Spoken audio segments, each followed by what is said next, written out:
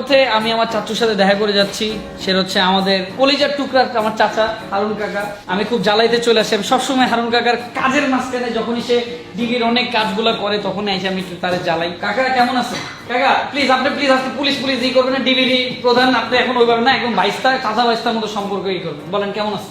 ভালো ভালো। আচ্ছা কাকার কাছে আমার একটা প্রশ্ন আছে। কাকা, মানুষ যখন বিপদে পড়বে তখন কি করবে, ডিবির সাথে কিভাবে কন্ট্যাক্ট করবে, আমার এটা একটু বলুন। মানুষ যদি বিপদে পড়ে তখন থানায় যাবে, থানায় যা মানে সেখানে জিডি করবে, ওসি সাহেবের সাথে কথা বলবে। যদি সেখানে কোনো ইয়ে না পায় তখন সে ডিবিতে চলে আসবে। আচ্ছা কাকা, আরেকটা ব্যাপার হচ্ছে বিভিন্ন সোশ্যাল মিডিয়া এখন যেমন অনেক ভাইরাল বাজে বাজে কন্টেন্ট তৈরি করা হচ্ছে। এটা আমার পার্সোনাল এবং দর্শকদের অনেক দর্শকরা করছে, যেমন বাজে বাজে কন্টেন্ট বানানো হচ্ছে, তাদেরকে আসলে কি আমরা যদি এ ধরনের কোনো অভিযোগ পাই সেগুলো আমরা তদন্ত করি এবং তাদের বিরুদ্ধে আইনগত ব্যবস্থা নিই। তো কাকা আমি কয়েকজনের ব্যাপারে দিতে চাই।